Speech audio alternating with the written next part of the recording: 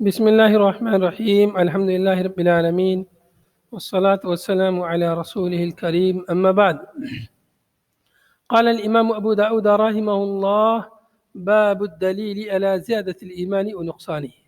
باب ہے ایمان کی کمی و زیادتی کے دلائل کے سلسلے میں.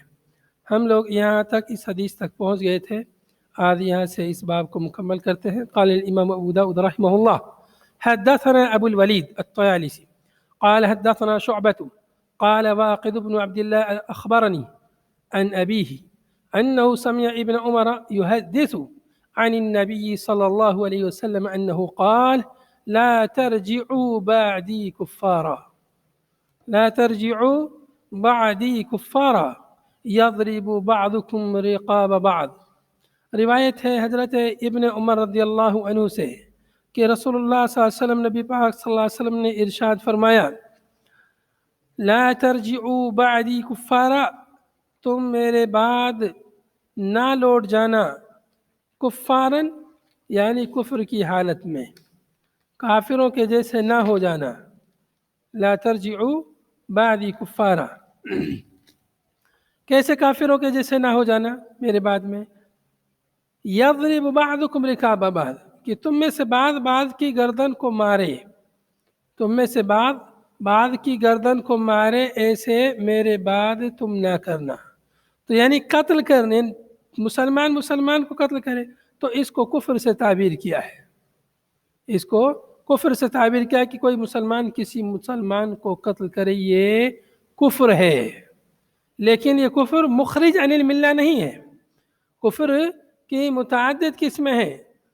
کفر الکفر دون کفر ہے. اہل سنت سلف صالحین کا ایک قاعدہ ہے کہ الکفر دون کفر، کفر کچھ کم درجے کے ہیں، کچھ جو ہے بڑے درجے کے ہیں. تو کچھ کفر ہوتے ہیں کفر مخرج عن الملہ، ملت سے، دین سے خارج کرنے والا، اور کچھ کفر ہوتے ہیں چھوٹے کفر، جیسے شرک اکبر، شرک اصغر، ایسے ہی کفر میں بھی ہے. تو کچھ کفر ہوتے ہیں جیسے کفران نعمت ہے، تو یہ جیسے عورت اپنے شوہر کی نافرمانی کرے، اس کو بھی کفر سے تعبیر کیا ہے، نافرمانی کو. ایسے یہاں بھی اس قتل کو، ایک مسلمان کے قتل کو کفر سے تعبیر کیا ہے کہ لا ترجعوا بعدی کفارا، کہ تم میرے بعد کافر نہ بن جانا. تو کافروں کا یہ شیوا ہے کہ وہ ایک دوسرے کو قتل کرتے ہیں، جبکہ مسلمان کا بھائی ہوتا ہے. مسلمانوں میں اخوت اور بھائی چارگی ہوتی ہے، ایمان کی بنا پر ایمانی بھائی ہوتے ہیں وہ، اس لیے ایک دوسرے کو قتل کرنے سے گریز کرتے ہیں، قتل نہیں کرتے. جبکہ غیر مسلم اور کافروں کا شیوا ہے کہ وہ کسی کو قتل کرنے میں جو ہے کسر نہیں چھوڑتے. تو یہ کافروں کا شیوا ہے. مسلمانوں کو ایسا ان کے طریقے پر ان کی مشابہت نہیں اختیار کرنی چاہیے. تو معلوم ہوا اس حدیث سے کفر کرنا یہ ایمان میں کمی کا باعث ہے. کفر یعنی یہاں پر قتل کرنا. تو قتل کرنے کی وجہ سے آدمی کیا ہو جاتا ہے؟ کس درجے کا کافر؟ مخرج عن الملہ نہیں ہوتا ہے، اس سے ایک کفر کا فعل سرزد ہوتا ہے. کفر کا فعل سرزد ہو رہا قتل کرنے کی وجہ سے. اس بنا پر اس کے ایمان میں کمی آئی. اس لیے تو اللہ کے نبی صلی اللہ علیہ وسلم فرمایا کہ لا ترجعوا بعدی کفارا، ان کو کفر سے تعبیر کیا ہے. اس عظیم جرم کو اور جریمے کو، اس عظیم گناہ کو کفر سے تعبیر کیا ہے، حالانکہ یہ کفر مخرج عن الملہ نہیں ہے. تو معلوم یہ ہوا کہ ایمان میں کمی زیادتی ہوتی ہے گناہ کرنے کی وجہ سے. اس کا ایک اور مفہوم بھی بیان کیا ہے علماء نے. اس کا کہ جو ہے معنی الکفار المتکفرین بالسلاح. متکفرین کفر کا مطلب ہوتا ہے لوگ مطلب ڈھانپنا، چھپانا ہے. اسی لیے جو ہے کسان کو بھی کافر یا کفار کہا جاتا ہے، اس معنی میں کہ وہ بیج کو زمین میں چھپاتے ہیں، بیج کو زمین میں چھپاتے ہیں. تو ایسے ہی جو ہے یہ جو شخص قتل کرتا ہے انسان کی جان کو چھپا دیتا ہے، اس کو، نفس کو، اس کو، جان کو ختم کر دیتا ہے. اس لیے بھی تم جو ہے ایسے نہ ہو جانا جیسے کافر لوگ، جو جان کو، انسان کی جان کو جو قاتل جو چھپا دیتا ہے، تم ایسا نہ بن جانا. تو ایک یہ معنی بھی علماء نے بیان کیا ہے، مطلب جان کو چھپانے والا. اور ایک دوسرا معنی یہ ہے کہ تم میرے بعد آپس میں فرقوں میں مت بٹ جانا، آپس میں فرقوں میں مت بٹ جانا کہ تم ایک دوسرے کو قتل کرنے لگو، ایک دوسرے کی گردن کو قتل کرو فرقوں میں بٹ کر کے، لڑائی جھگڑے کر کے اور کفار کی مشابہت اختیار کر کے۔ تو یہ دو مفہوم اس حدیث کے علماء نے بیان کیے ہیں۔ قال حدثنا عثمان بن ابي شيبه قال حدثنا جرير عن فضيل بن غزوان عن نافع عن ابن عمر رضي الله عنهما قال قال رسول الله صلى الله عليه وسلم أيما رجل مسلم أكفر رجلا مسلما فإن كان كافرا وإلا كان هو الكافر۔ روایت حضرت ابن عمر رضی اللہ عنہ سے کہتے ہیں رسول اللہ صلی اللہ علیہ وسلم نے ارشاد فرمایا، ایما رجل مسلم، کوئی بھی مسلمان آدمی، اکفر رجل مسلما، مسلمان آدمی کو کافر قرار دیتا ہے، اگر کوئی بھی مسلمان آدمی اگر کسی دوسرے مسلمان آدمی کو کافر قرار دیتا ہے، فَإِن، تو کیا فرمایا آپ نے، فَإِن كَانَ كَافِرًا، اگر وہ واقعی اس کافر ہے، اس نے کفریہ کام کیا ہے تب تو ٹھیک ہے۔ فَإِن كَانَ كَافِرًا، اگر وہ اس نے کفر کیا ہے تب تو ٹھیک ہے، مطلب فَلَا شَيْءٌ عَلَى النَّاسِ، ایسے یعنی کفر کی طرف منسوب کرنے والے منسوب کرنے کی وجہ سے اس پر کوئی حرج نہیں ہے، لیکن اگر وہ کافر نہیں ہے، اس کو کافر کہا تو وَإِلَّا كَانَ هُوَ الْكَافِرُ، ورنہ ہو جائے گا وہی کافر۔ جس نے کسی مسلمان کو کافر کہا اور وہ کافر نہیں ہے تو وہ خود کافر کہنے والا خود کافر ہو جاتا ہے۔ اس حدیث سے تکفیر کے مسئلے کی سنگینی معلوم ہوئی۔ آج کتنے لوگ ہیں مسلمانوں میں، مسلمانوں کو جو ہے آج سب سے زیادہ مسلمانوں کو اگر کسی نے کافر کیا ہے تو وہ خود مسلمان ہے۔ مسلمانوں ہی نے مسلمانوں کو کافر گردانا اور مسلمانوں ہی نے مسلمانوں کو دین سے نکالا ہے۔ وہ اس کو کافر قرار دیتے ہیں، وہ اس کو کافر قرار دیتے ہیں، وہ اس کو مشرک، وہ اس کو مشرک، اس طرح سے جو ہے لوگ ایک دوسرے کو دین سے نکالنے میں لگے ہوئے ہیں۔ دین میں داخل کرنے کی کسی کو فکر نہیں ہے، کوئی اس کام پہ نہیں لگا ہے لوگوں کو دین میں داخل کریں، اس محنت پہ کوئی نہیں لگا ہے، بہت کم لوگ ہیں، لیکن دین سے نکالنے میں بہت لوگ لگے ہوئے ہیں۔ کہتے ہیں کہ وہ فرقے والے کافر، وہ دین میں نہیں ہے، وہ کہتے ہیں وہ کافر، وہ اس کو دین سے نکال رہے ہیں، وہ اس کو دین سے نکال رہے ہیں۔ بریلیوں کے یہاں تو تھوڑی تھوڑی بات پر جو ہے وہ کافر گردان دیتے ہیں کہ یہ کافر ہو گیا، یہ دین سے نکل گیا، مرتد ہو گیا۔ ان کے یہاں تکفیر کا بہت ہی سنگین مسئلہ ہے کہ اگر وہ لوگ اللہ کے نبی صلی اللہ علیہ وسلم کو جو ہے اس وقت زندہ نہیں مانتے تو کہتے ہیں دیکھو گستاخ رسول کافر ہے، اور جو اس کو کافر نہ مانے وہ بھی کافر ہے۔ تو اس طرح سے وہ کافروں کی ہر وقت رٹ لگائے رہتے ہیں کفر کی۔ ایک دفعہ جو ہے پاکستان کے ایک عالم ہے سید طالب الرحمن، ان کا مناظرہ تھا بریلیوں سے، تو بریلیوں سے مناظرہ تھا، بریلوی لوگ اہل حدیث کو کافر مانتے ہیں، اور سہا اسماعیل سعید رحمۃ اللہ علیہ کو بھی وہ لوگ کافر مانتے ہیں، لیکن ان کے امام احمد رضا خان بریلوی کی ایک کتاب میں اس بات کی صراحت ہے کہ سہا اسماعیل سعید کافر نہیں ہے، سہا اسماعیل سعید کافر نہیں ہے۔ تو ان کا مناظرہ تھا بریلیوں سے، تو انہوں نے پوچھا کہ اچھا تم لوگ جو ہے سہا اسماعیل سعید کو کافر مانتے ہو؟ تو بولے کہ ہاں اس کو ہم کافر مانتے ہیں۔ تو سید طالب الرحمن نے پوچھا کہ جو کافر کو کافر نہ مانے؟ تو وہ لوگ بولے کہ وہ بھی کافر، تو بولے کہ وہ بھی کافر، جو کافر کو کافر نہ مانے وہ بھی کافر۔ اس کے بعد انہوں نے احمد رضا خان بریلوی کی کتاب اٹھائی اور اس میں ان کی لکھی ہوئی عبارت انہیں دکھائی، دیکھو کہ تمہارے امام تو کہتے ہیں کہ شاہ اسماعیل سعید کافر نہیں ہے، تو وہ تو اس کافر کو کافر نہیں مانتے، تو تمہارے حساب سے تو وہ بھی کافر ٹھہرے۔ تو اس طرح سے انہی کے امام کو انہی کے فتوے سے کافر ٹھہرا دیا، ثابت کر دیا۔ تو اس طرح سے لوگ جو ہے مسلمانوں کو مسلمان کافر کرنے میں ٹھہرائے ہوئے۔ کفر کسی کو بھی کافر کہنے کا حق ہر کسی کو نہیں ہے۔ کفر کے تکفیر کے شرائط ہیں، اس کے ضوابط ہیں اور اس کے کچھ موانع ہیں۔ جب شرائط اور ضوابط موجود ہوں اور موانع موجود نہ ہوں تب جو ہے کسی کو کافر کہا جا سکتا ہے، اور ہر کوئی نہیں کہہ سکتا ہے، کافر کہنے والے کے اندر بھی صلاحیت ہو، اس کے پاس اہلیت ہو کہ وہ کافر کہہ سکے۔ مطلب ہر کوئی نہیں کہہ سکتا ہے کہ کوئی یہ شخص کافر ہے، بلکہ وہ قاضی کا، حاکم وقت کا، امیر وقت کا وہ کام ہے کہ وہ اس پر حجت قائم کرے، اسے دلائل سے سمجھائے، نہیں مانتا ہے تب اس پر وہ کفر کا فتویٰ لاگو کریں گے۔ ایسا نہیں کہ کوئی بھی کسی کو کافر قرار دے۔ تو کافر قرار دینا مطلب دین سے اس کو نکالنا، ایمان سے اس کو خارج کرنا ہے۔ تو ایسا کہنا جو ہے کوئی کسی مسلمان کو، تاکہ کوئی کسی مسلمان کو کافر نہ کہے، اس لیے اللہ کے نبی صلی اللہ علیہ وسلم نے بہت ہی سختی کے ساتھ اس سے منع فرما دیا اور کہا کہ جو مسلمان کو کافر قرار دے گا وہ خود کافر ہو جائے گا، تاکہ کوئی کسی کو کافر نہ قرار دے۔ تو اس لیے تکفیر کے مسئلے میں بہت ہی احتیاط کی ضرورت ہے۔ کوئی بھی کسی میں اگر کوئی کمی نقصان پاتا ہے دین کے سلسلے میں تو فوراً اس کو کافر نہ قرار دے، اس پر جو ہے حجت قائم کرے، اسے مسئلہ سمجھائے، اسے بیان کرے۔ پھر بھی جو ہے آدمی جو ہے اس جلد بازی میں نہ ہو کہ اس کو کافر قرار دے۔ اس کے کافر قرار دینے سے آپ کو کیا مل جائے گا؟ کافر کہنے سے کافر تھوڑی ہو جائے گا۔ اگر اللہ کی نگاہ میں وہ کافر نہیں ہے، اس کے پاس کوئی عذر ہے یا وہ کوئی چیز ہے تو ہو سکتا ہے تو اللہ تعالیٰ اسے معاف کر دے، اور تم کو جو ہے اللہ تعالیٰ اس کی وجہ سے جو ہے جہنم میں ڈال دے کہ تو نے ایک مسلمان کو کافر قرار دیا۔ تو اس لیے کسی شخص کو آپ دیکھیں وہ کفر کر رہا ہے پھر بھی آپ کافر نہ کہیں، اس لیے کہ کافر کہنے کے لیے شرائط ہے، ضوابط ہیں، اور اس کے کچھ موانع ہیں جس کو آپ عقیدے کی کتاب میں پڑھیں گے، یا کتاب ہے کہ اس تعلق سے لکھی گئی ہے یہ ضوابط التکفیر کے نام سے کئی کتابیں لکھی گئی ہیں، اس کا مطالعہ کر سکتے ہیں۔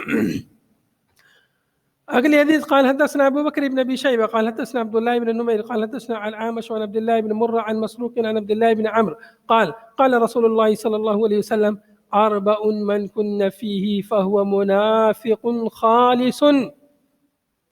روایت حضرت عبداللہ ابن عمر رضی اللہ عنہ سے کہتے ہیں کہ رسول اللہ صلی اللہ علیہ وسلم نے ارشاد فرمایا، اربع، چار قسم کے لوگ ایسے ہیں، یا چار خصلتیں ایسی ہیں، اربع یعنی اربع خصال اور خصال اربعین، چار خصال، چار خصلتیں ایسی ہیں، من کن فیہ، جس شخص میں ہوں گی وہ خصلتیں، من کن فیہ، جس شخص میں وہ چار خصلتیں ہوں گی، فہو، وہ شخص منافق خالص، خالص منافق ہے۔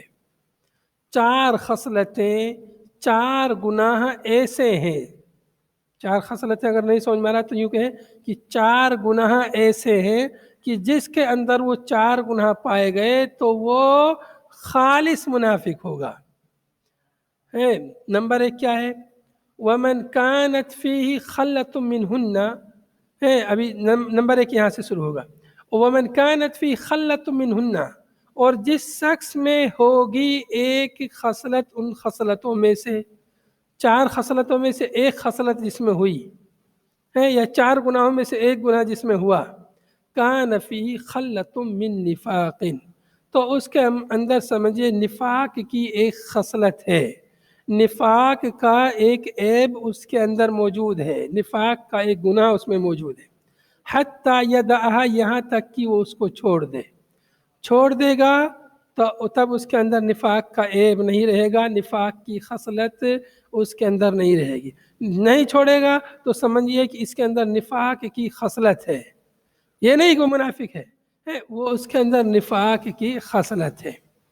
تو نفاق دو طرح کا ہوتا ہے، یہاں پر پہلے یہ بات سمجھ لیجئے، نفاق کی دو قسمیں ہیں، ایک نفاق ہے اعتقادی اور ایک نفاق ہے عملی۔ اعتقادی نفاق کا مطلب ہے کہ دل کے اندر انسان کفر چھپا کے رکھے، دل کے اندر اللہ رب العالمین کو اپنا رب نہ مانے، اللہ کو اپنا الہ معبود نہ مانے، اور اللہ کے نبی صلی اللہ علیہ وسلم کو نبی رسول نہ مانے، دل سے نہ مانے، ظاہر اوپر سے مانے، تو یہ کیا ہے؟ نفاق اعتقادی ہے۔ یہ نفاق اعتقادی انسان کو دین سے خارج کر دیتا ہے، یہ مخرج عن الملہ ہے، گرچہ کہ اس کا شمار مسلمانے میں ہو کلمہ پڑھنے کی وجہ سے، شمار دنیاوی قوانین اور ضوابط اس پر مسلمانوں کے لاگو ہوں گے، لیکن آخرت میں اس کا انجام فی الدرک الاسفل میں ہوگا، جہنم کے سب سے نچلے گڑھے میں منافقین کا انجام ہوگا۔ اللہ کو تو معلوم ہے کہ منافق ہے، اس دل میں کفر چھپایا ہوا ہے، تو اللہ سے نہیں بچ سکتا، انسان کو دھوکہ دے سکتا ہے لیکن اللہ کو دھوکہ نہیں دے سکتا۔ تو نفاق اعتقادی. دوسری نفاق کی قسم ہے نفاق عملی. تو انسان مطلب دل میں تو اللہ رب العالمین کو اپنا رب، اپنا خالق، مالک، رازق مانتا ہے، ایسے ہی اپنی زبان سے بھی اس کا اقرار کرتا ہے، لیکن اس کے عمل میں کچھ ایسے اعمال پائے جاتے ہیں جو منافقین کے سے اعمال ہیں، جو گناہ کبیرہ ہیں. تو یہ نفاق عملی کہلاتا ہے، جو کہ گناہ کبیرہ میں اس کا شمار ہوتا ہے، لیکن مخرج عن الملہ نہیں ہے، دین سے خارج نہیں کرتا ہے. تو جس کے اندر یہ 4 گناہ پائے گئے، یا جس کے اندر کم پائے گئے، چاروں میں سے کوئی 1 یا 2 یا 3 یا 4 پائے گئے، تو جتنا زیادہ اس کے اندر یہ گناہ پائے جائیں گے اتنا ہی زیادہ اس کے اندر نفاق ہوگا، اور جتنے کم ہوں گے اتنا کم نفاق ہوگا. معلوم ہوا کہ جتنے زیادہ گناہ ہوں گے اتنا ہی زیادہ اس کا ایمان کمزور ہوگا، اور جتنے کم یہ گناہ ہوں گے اتنا ہی اس کے ایمان میں مضبوطی ہوگی. تو بالکل یہ گناہ نہیں رہیں گے تو اس کے ایمان میں اضافہ ہوگا، اس کا ایمان مضبوط رہے گا. اور اگر یہ گناہ ہوں گے تو اس کے ایمان میں ان گناہوں کی وجہ سے کمی پیدا ہوگی، نقص پیدا ہوگا. پہلا گناہ کیا ہے؟ پہلی خصلت، پہلا عیب کیا ہے؟ اذا حدث کذب. جب لوگوں سے بات چیت کرے، گفتگو کرے، حدث، جب بیان کرے لوگوں سے کوئی واقعہ، کوئی بات، تو کیا کرے؟ جھوٹ بولے. بات میں جھوٹ جو ہے ملا دیتا ہے، ادھر ادھر سے سچ بات بھی بولتا ہے تو اس میں بھی جھوٹ ملا دیتا ہے. لوگوں سے بات چیت کرتا ہے، گفتگو کرتا ہے، کسی کے بارے میں بات چیت چل رہی ہے اس کے بارے میں جھوٹ بول دیا، غیبت کر دی. تو اذا حدث کذب، جب بات چیت کرے، گفتگو کرے تو جھوٹ کا سہارا لے، جھوٹ بولے. وَإِذَا وَعَدَ أَخْلَفَ، کسی سے وعدہ کیا ہے تو وعدہ خلافی کرے. کسی سے وعدہ کیا ہے کہ فلاں جگہ ملیں گے، فلاں دن آنا ہے، فلاں کسی بھی چیز کا وعدہ ہے. مختلف نوعیت کے وعدے ہوتے ہیں، کچھ معنوی وعدے ہوتے ہیں، کچھ مادی وعدے ہوتے ہیں. وعدہ کیا تو وعدہ خلافی کرتا ہے. تو یہ وعدہ خلافی کرنا یہ منافقین کا شیوہ ہے، یہ منافقین کی عادت ہے. تو اس لیے اس سے بچنا چاہیے. وَإِذَا عَاهَدَ غَدَرَ، اور جب عہد و پیمان کرے تو غدر کرے، عہد و پیمان کو توڑ دے. جیسے کفار مکہ نے عہد و پیمان کو توڑا تھا، اللہ کے نبی صلی اللہ علیہ وسلم سے صلح حدیبیہ کے موقع پر عہد و پیمان کیا تھا. تو عہد و پیمان رہتا ہے، کچھ شرائط رہتی ہے کہ جو ہے ایسا ایسا کرنا ہے، ہم ان شرائط پر رہیں گے، آپ بھی ان شرائط پر رہیے، ہم ایک دوسرے کی مدد کریں گے، تعاون کریں گے. جس نے ان شرائط کو توڑا تو سمجھیے اس نے عہد کو توڑ دیا اور اس نے غدر کیا ہے. وَإِذَا خَاصَمَ فَجَرَ، اور جب کسی سے جھگڑا، انسان کا جھگڑا ہو جاتا ہے، انسان کے ساتھ رہتا ہے ایک سماج میں، تو جھگڑا ہونے کا یہ مطلب تھوڑی ہے کہ گالی گلوچ دو. تو لیکن منافق کیا کرتا ہے؟ اذا خاصم فجر، وہ فسق و فجور بکتا ہے، گالی گلوچ کرتا ہے. کسی سے جھگڑا ہو جاتا ہے تو گالی گلوچ کے ذریعے اس کو دبانا چاہتا ہے. جھگڑا ہے، ٹھیک ہے، کسی بنا پر جھگڑا ہو جائے، لیکن جھگڑے کو گالی گلوچ کا رنگ نہیں دینا چاہیے، فسق و فجور کا اس کو رنگ نہیں دینا چاہیے، اور اپنی زبان کو ایسی غلاظتوں سے محفوظ رکھنا چاہیے. جھگڑا ہوا ہے اس سے سلجھانے کی اسے کوشش کرنی چاہیے، لیکن اس میں گالی گلوچ دے کر کے اپنے نامہ اعمال کو سیاہ نہیں کرنا چاہیے. تو منافق کیا کرتا ہے؟ وہ فسق و فجور کرتا ہے. تو اب یہ 4 اوصاف یہاں بیان ہوئے ہیں. اذا حدث کذب، جھوٹ بولنا، وعدہ خلافی، اور عہد و پیمان کو توڑ دینا، اور جو ہے گالی گلوچ کرنا. تو یہ دیکھیں گے آپ، جب جھوٹ بولنا یہ بھی زبان سے ہوتا ہے، فسق و فجور کرنا یہ بھی زبان سے ہوتا ہے، وعدہ خلافی اور غدر بھی عموماً جو ہے زبان ہی سے ہوتے ہیں. تو یہ جہاں پر زبان کی حفاظت سب سے مین ہے. کہتے ہیں کہ زبان کی جو ضرب ہوتی ہے، زبان کی چوٹ تلوار سے بھی تیز ہوتی ہے. تلوار کا زخم بھر جاتا ہے، لیکن زبان کا جو زخم ہے، زبان کے ذریعے کسی پر طنز و تشنیع، کسی کو گالی گلوچ، کسی کی غیبت، چغلخوری وغیرہ وغیرہ، تو یہ ایسا جرم جریمہ ہے کہ اس کا زخم جلدی سے نہیں بھرتا ہے. تو اس لیے زبان کی حفاظت کی اللہ کے نبی صلی اللہ علیہ وسلم نے بہت تاکید فرمائی. یہاں تک فرمایا کہ میں اس شخص کو جنت کی ضمانت دیتا ہوں جو مجھے 2 چیزوں کی ضمانت دے دے. یعنی ایک اپنی زبان کی حفاظت کی ضمانت دے دے، ایک اپنی شرمگاہ کی حفاظت کی ضمانت دے دے، میں اسے جنت کی ضمانت دیتا ہوں. اللہ کے نبی صلی اللہ علیہ وسلم نے جنت کی ضمانت دی ہے. کیوں؟ اس لیے آپ دیکھیں گے اکثر فتنہ فساد زبان کی وجہ سے پیدا ہوتے ہیں. انسان جو ہے زبان کے ذریعے کچھ کہتا ہے، سامنے والا کچھ سمجھ لیتا ہے اور پھر وہ بھی اپنی زبان کا استعمال کرتا ہے، پھر زبان کے تیر تلوار اور زخم چلنے لگتے ہیں اور پھر جو ہے فتنہ فساد پیدا ہو جاتا ہے۔ تو اسی لیے اللہ کے نبی صلی اللہ علیہ وسلم نے فتنے اور فساد کے وقت خاموشی اختیار کرنے کا، زبان کو لگام رکھنے کا حکم دیا، جیسا کہ پیچھے کتاب الملاحم میں اور اس کتاب میں پیچھے گزر چکا ہے کہ فتنے کے اوقات میں اپنی زبان کو کنٹرول میں رکھنا ہے، زبان کو قابو میں رکھنا ہے، زبان کی حفاظت کرنی ہے۔ تو یہ زبان کی حفاظت انسان کو دنیا کے فتنہ و فساد سے بھی محفوظ رکھتی ہے اور ایسے ہی ایمان کو بھی محفوظ رکھتی ہے، چونکہ اگر یہ سب کام کریں گے، یہ سارے گناہ زبان کی وجہ سے سرزد ہو رہے ہیں، تو ان کی وجہ سے انسان منافق بن جا رہا ہے، عملی منافق۔ اگر کوئی ان کو جائز سمجھ کر کرے تو وہ منافق خالص دین سے خارج ہونے والا منافق بن جاتا ہے۔ اگر ان اعمال کو کوئی جائز سمجھ کے کرے کہ جھوٹ بولنے کو جائز سمجھے، وعدہ خلافی کو، فسق و فجور کو جائز سمجھے، حلال سمجھے، تو وہ کافر ہو جاتا ہے، دین سے نکل جاتا ہے۔ لیکن اگر جائز نہیں سمجھتا، کرتا رہتا ہے، تو وہ دین سے نہیں نکلتا ہے، لیکن گنہگار ہوتا ہے، مرتکب کبیرہ ہوتا ہے، اور یہ سب کبائر گناہ میں ہیں۔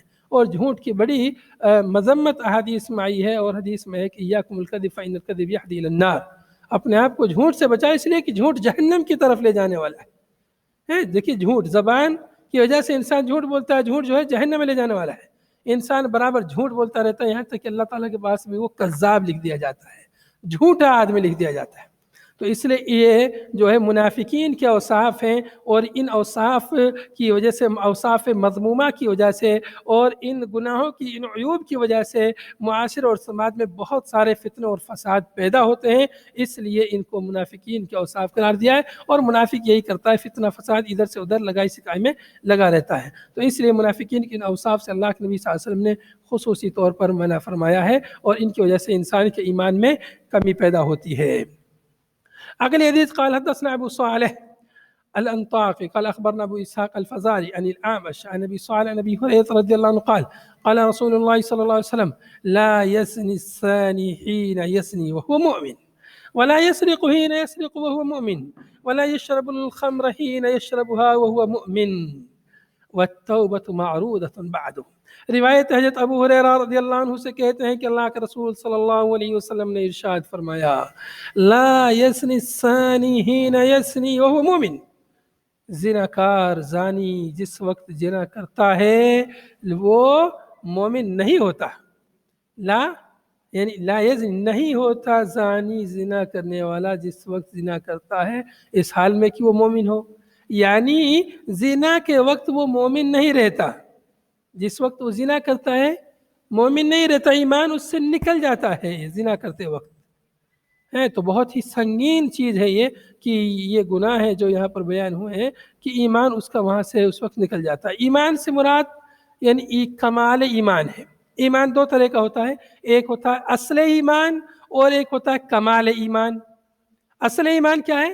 اصل ایمان یعنی اللہ پر میرا ایمان ہے، اللہ میرا رب ہے، میرا مالک ہے، میرا خالق ہے، میں اللہ کی عبادت کرتا ہوں، سب کچھ کرتا ہوں، اللہ، یہ اصل ایمان ہے اللہ۔ لیکن کمال ایمان یعنی جتنے زیادہ آدمی نیک عمل کرے گا اتنا زیادہ اس کا ایمان کامل ہوگا، جتنے نیک اعمال میں کمی کرے گا یا جتنے گناہ کرے گا تو اس کی وجہ سے اس کے ایمان میں کمی آئے گی، تو کمال ایمان میں کمی آئے گی، اصل ایمان میں نہیں۔ اصل ایمان موجود ہے، تو یہاں پر جو نفی ہے وہ کمال ایمان کی نفی ہے، اصل ایمان کی نفی نہیں ہے کہ وہ مرتد ہو جاتا ہے، کافر ہو جاتا ہے، اس کو قتل کر دو، نہیں۔ تو یہاں پر ہے لا یزنی الزانی، زانی جس وقت وہ زنا کرتا ہے نہیں ہوتا ہے وہ مگر وہ مومن نہیں ہوتا ہے۔ سیدھا مفہوم اس کا یہ ہے کہ زانی جس وقت زنا کرتا ہے وہ مومن نہیں ہوتا، یعنی اس کا ایمان اس سے نکل جاتا ہے۔ یا لفظی ترجمہ کریں کہ زانی زنا نہیں کرتا ہے جس وقت وہ زنا کرتا ہے اس حال میں کہ وہ مومن ہو، یعنی ایمان کی حالت میں کوئی شخص زنا نہیں کرتا ہے۔ دوسرے لفظ میں یہ کہیں کہ زانی جس وقت زنا کرتا ہے اس وقت وہ مومن نہیں رہتا، اس کا ایمان نکل جاتا ہے، جیسا کہ دیگر روایتوں میں ہے کہ ایمان اس کا، جیسے آگے روایت آ رہی ہے ادھر کان علیہ الدلہ خرج منہ الایمان، ایمان اس سے ایسے نکل جاتا ہے جیسے بدلی کا ٹکڑا اس کے اوپر گھومتا رہتا نکل کر کے، تو پھر بعد میں ایمان اس کی طرف لوٹ جاتا ہے جب وہ اس گناہ سے فارغ ہو جاتا ہے یا جب وہ توبہ کر لیتا ہے۔ تو ایسے ہی ولا یسرق حین یسرق وهو مؤمن، دیکھیے دو ایمان، ایک ہے اصل ایمان. اصل ایمان یعنی کلمہ توحید، لا الہ الا اللہ محمد رسول اللہ، اشہد ان لا الہ الا اللہ. یعنی آدمی اللہ کی عبادت کرتا ہے، اللہ کو رب مانتا ہے، خالق مانتا ہے، اس کی عبادت کرتا ہے، یہ اصل ایمان ہے. لیکن یہ گناہ کی وجہ سے اس کے کمال ایمان میں کمی آ جاتی ہے. تو کمال ایمان جو نیک اعمال کی وجہ سے انسان کے ایمان میں جو اضافہ ہوتا ہے وہ کمال ایمان ہے. گناہوں کو ترک کرنے کی وجہ سے جو اس کے ایمان میں اضافہ ہوتا ہے وہ کمال ایمان ہے. تو ایمان گھٹتا بڑھتا ہے، اس سے معلوم ہوا اس حدیث سے کہ ایمان انسان کا گھٹتا بڑھتا رہتا ہے. یہ حدیث واضح دلیل ہے اس بات کی. کوئی بھی زانی، چوری کرنے والا، سارق، شراب پینے والا آدمی، اس کو کوئی آدمی مرتد نہیں کہتا ہے. وہ مرتکب کبیرہ ہیں، بڑے گناہ کے مرتکب ہیں، دین سے خارج نہیں ہوتے مگر بڑے گناہ کے مرتکب ہیں. ایسا نہیں کہ اب ایمان نکل گیا تو یہ مرتد ہو گئے، انہیں قتل کر دو، نہیں، ایسا نہیں ہے. بلکہ وہ اس وقت جو ہے یعنی بڑے گناہ کے مرتکب رہتے ہیں اور بہت عظیم گناہ کے مرتکب ہوتے ہیں. تو اس وقت ان سے کمال ایمان نکلتا ہے. کیا نکلتا ہے؟ کمال ایمان خارج ہوتا ہے، اصل ایمان نہیں خارج ہوتا ہے، اصل ایمان موجود رہتا ہے بھی. اللہ ہے کہ کوئی ان کاموں کو حلال سمجھ کے کرے، یہ حرام کام ہے، ان کو کوئی حلال سمجھ لے ان حرام کاموں کو. تو حرام کو حلال سمجھ لینا یا حلال کو حرام سمجھنا یہ انسان کو کافر بنا دیتا ہے، دین سے نکال دیتا ہے. تو ایک الگ مسئلہ ہو جاتا ہے، تب اس کا اصل ایمان بھی چلا جاتا ہے اگر کوئی ان کو جائز سمجھ کے کرے ان گناہوں کو. وَلَا يَسْرِقُ حِينَ يَسْرِقُ وَهُوَ مُؤْمِنٌ، اور ایسا نہیں کہ کوئی چوری کرنے والا چوری کرے اور وہ مومن بھی ہو. وَلَا يَشْرَبُ الْخَمْرَ حِينَ يَشْرَبُهَا وَهُوَ مُؤْمِنٌ، اور ایسا نہیں کہ کوئی شراب پینے والا شراب پیے اور وہ مومن بھی ہو.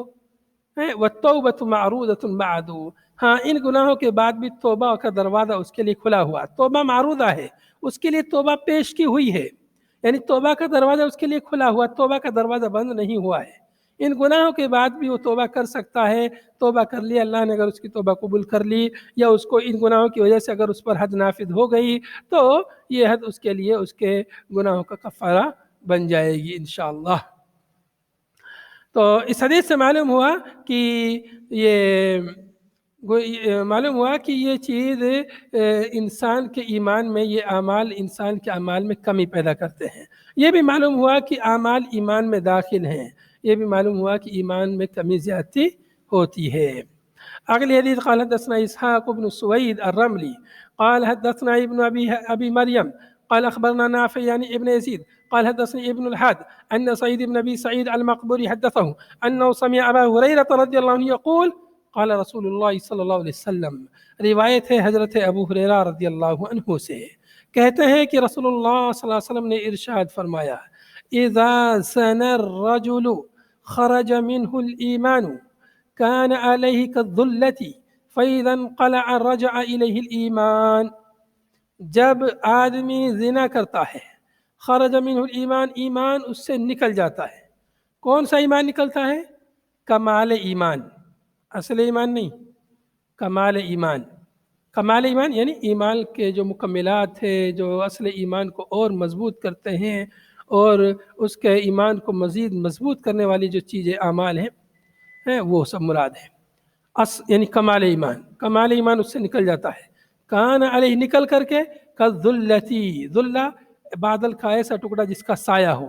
تو بادل کا ٹکڑا جیسے منڈلاتا رہتا ہے آسمان میں، ایسے ہی اس سے نکل کر اس کے اوپر وہ منڈلاتا رہتا ہے. فَإِذَا انقلع رجع ہے، بعض نسخوں میں فَإِذَا انقطع ہے، یہاں پر وفی بعض نسخ اقلع کا لفظ ہے، یہاں پر بعض میں دیا ہوا وفی بعض نسخ اقلع ہے، یہاں پر انقلع.